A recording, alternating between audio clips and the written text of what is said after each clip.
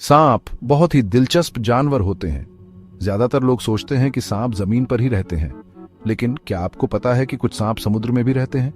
ये है समुद्री सांप। समुद्री सांप दुनिया भर के गर्म तटीय पानी में पाए जाते हैं। ये खासतौर पर हिंद महासागर और प्रशांत महासागर में ज्यादा पाए जाते हैं। ये सरीसृप पानी में रहने के हिसाब से ढल गए हैं। ये बहुत ही फुर्तीले और खतरनाक शिकारी होते हैं।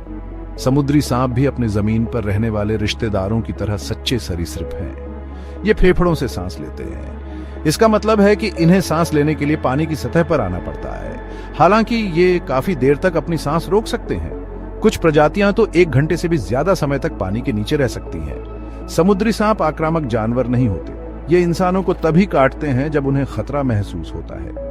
अगर आप जंगल में किसी समुद्री सांप को देखें तो बेहतर होगा कि उसे दूर से ही देखें। उसे छूने या पकड़ने की कोशिश न करें। इन खूबसूरत जीवों को शांति से रहने दें। समुद्री सांप समुद्री पारिस्थितिकी तंत्र में एक महत्वपूर्ण भूमिका निभाते हैं। ये मछलियों और अन्य समुद्री जानवरों की आबादी को नियंत्रित करने में मदद करते हैं। समुद्री सांपों के बारे में सीखना जरूरी है।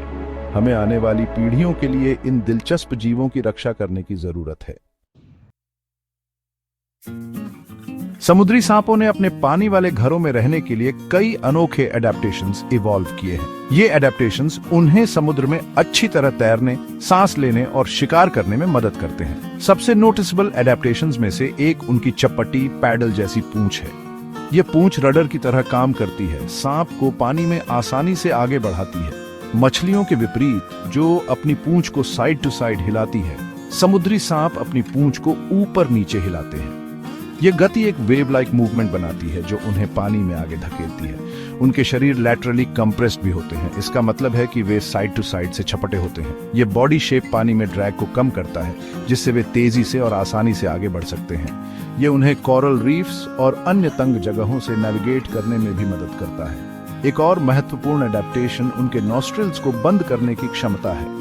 ये पानी को उनके फेफड़ों में जाने से रोकता है जब वे डाइव करते हैं। उनकी जीभ के पीछे एक स्पेशल वाल्व होता है जिसे ग्लॉटिस कहा जाता है। यह वाल्व सांस लेने के लिए खुलता है और पानी में डूबने पर कसकर बंद हो जाता है।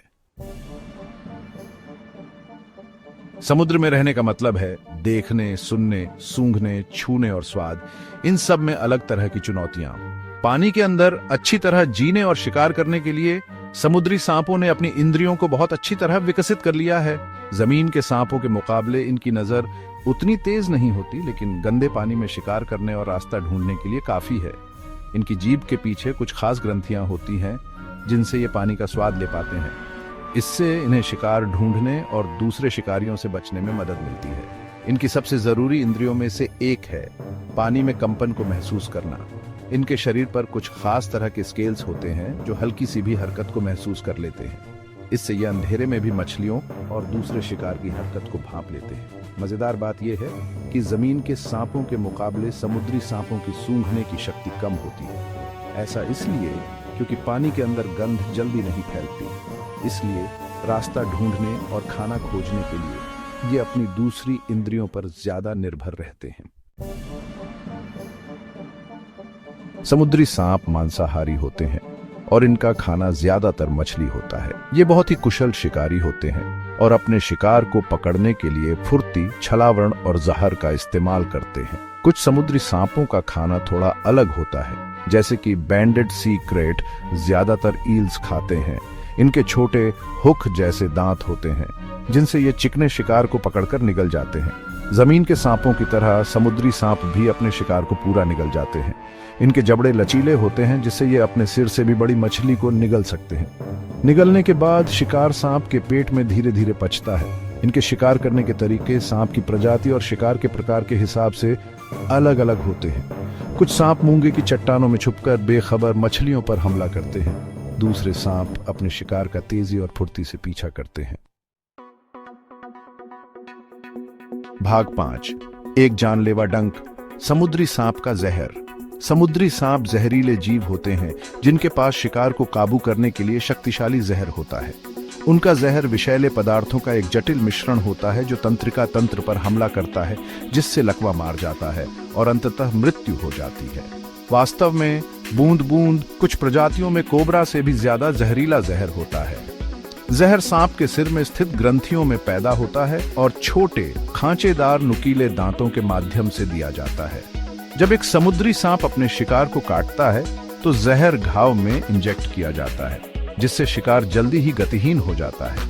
जबकि समुद्री सांप अत्यधिक जहरीले होते हैं, उन्हें इंसानों के प्रति आक्रामक नहीं माना जाता है। काटने की घटनाएं दुर्लभ होती हैं और आमतौर पर तब होती हैं जब सांप को खतरा महसूस होता है या गलती से उस पर पैर रख दिया जाता है। अगर समुद्री सांप ने काट लिया है तो तुरंत चिकित्सा सहायता लेना बहुत जरूरी है। समुद्री सांपों की कई प्रजातियों के लिए एंटीवेनम उपलब्ध है और अगर तुरंत दिया जाए तो यह जीवन रक्षक हो सकता है। Section 6 live birth and eggs, sea snake reproduction. समुद्री सांपों का प्रजनन।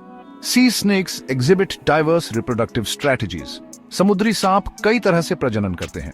सम species are ovoviviparous, meaning they give birth to live young.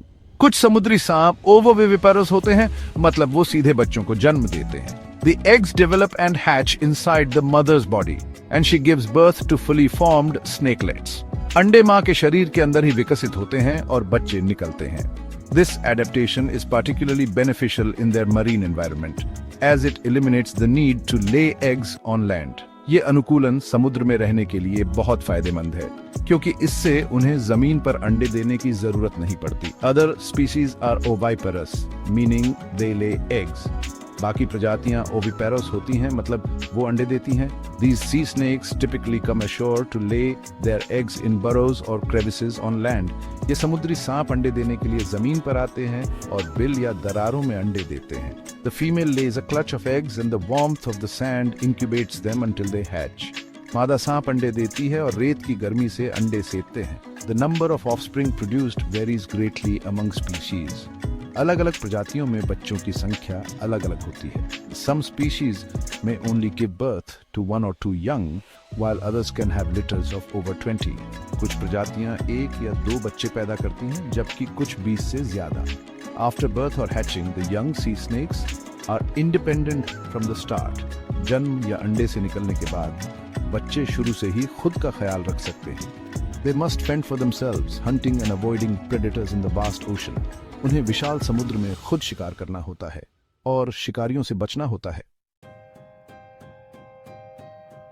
Section 7 एक ग्लोबल डिस्ट्रीब्यूशन। कहाँ रहते हैं ये सी स्नेक्स? सी स्नेक्स दुनिया भर में ट्रॉपिकल और सब ट्रॉपिकल पानी में रहते हैं, ज्यादातर इंडियन और पैसिफिक ओशंस में। ये खास तौर पर इंडो ऑस्ट्रेलियन आर्किपेलागो में बहुत पाए जाते हैं, एक ऐसा रीजन जो अपनी हाई मरीन बायोडाइवर्सिटी के लिए जाना जाता है। ये मरीन रेप्टाइल्स कोस्टल वाटर्स पसंद करते हैं, अक्सर कोरल रीफ्स, एस्चुअरीज और मैंग्रोव स्वैम्प्स में पाए जाते हैं। ये हैबिटेट्स खाने के लिए बहुत कुछ, प्रेडेटर्स से बचने की जगह और ब्रीडिंग के लिए अच्छी जगह देते हैं। कुछ स्पीशीज जैसे येलो बेलीड सी स्नेक पेलाजिक होते हैं। इसका मतलब है कि ये खुले समुद्र में रहते हैं, जमीन से दूर। ये स्नेक्स समुद्र में रहने के लिए बिल्कुल ढल गए हैं। इनके पास खास स्केल्स होते हैं जो पानी को कम होने से रोकते हैं और ये समुद्र का पानी पी सकते हैं। सी स्नेक्स का डिस्ट्रीब्यूशन पानी के टेम्परेचर, सैलिनिटी और खाने की उपलब्धता जैसे फैक्टर्स पर निर्भर करता है।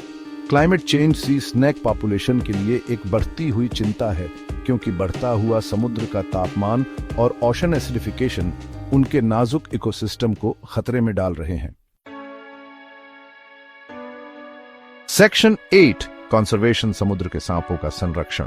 समुद्री इकोसिस्टम में सी स्नेक्स का बहुत बड़ा रोल है। ये प्री पॉपुलेशंस को रेगुलेट करने में मदद करते हैं और कोरल रीफ्स और दूसरे मरीन हैबिटेट्स की ओवरऑल हेल्थ में कंट्रीब्यूट करते हैं। लेकिन इन अमेजिंग क्रीचर्स को बहुत से थ्रेट्स का सामना करना पड़ता है और हमारे ओशंस के डेलिकेट बैलेंस को मेंटेन करने के लिए इनका कंजर्वेशन बहुत जरूरी है। हैबिटेट डिस्ट्रक्शन, पोल्यूशन और क्लाइमेट चेंज पूरी दुनिया में सी स्नेक पॉपुलेशंस के लिए बहुत बड़े थ्रेट्स हैं। Coastal development, oil and gas exploration और डिस्ट्रक्टिव फिशिंग प्रैक्टिसेस उनके जरूरी हैबिटेट्स को डिग्रेड करते हैं। फिशरीज में बाय कैच एक बहुत बड़ा थ्रेट है, क्योंकि सी स्नेक्स अक्सर फिशिंग नेट्स में फंस जाते हैं और डूब जाते हैं। इसके अलावा इलीगल वाइल्ड लाइफ ट्रेड कुछ स्पीसीज को उनकी स्किन्स, मीट और पारंपरिक दवाइयों के लिए टारगेट करता है। इन वल्नरेबल क्रीचर्स को प्रोटेक्ट करने के लिए इंटरनेशनल कोऑपरेशन और कंजर्वेशन एफर्ट्स बहुत ज़रूरी है। इसी स्नेक्स के बारे में अवेयरनेस बढ़ाना, पोल्यूशन कम करना और मरीन प्रोटेक्टेड एरियाज बनाना आने वाली जनरेशन्स के लिए उनके सर्वाइवल को इंश्योर करने की दिशा में क्रूशल स्टेप्स हैं।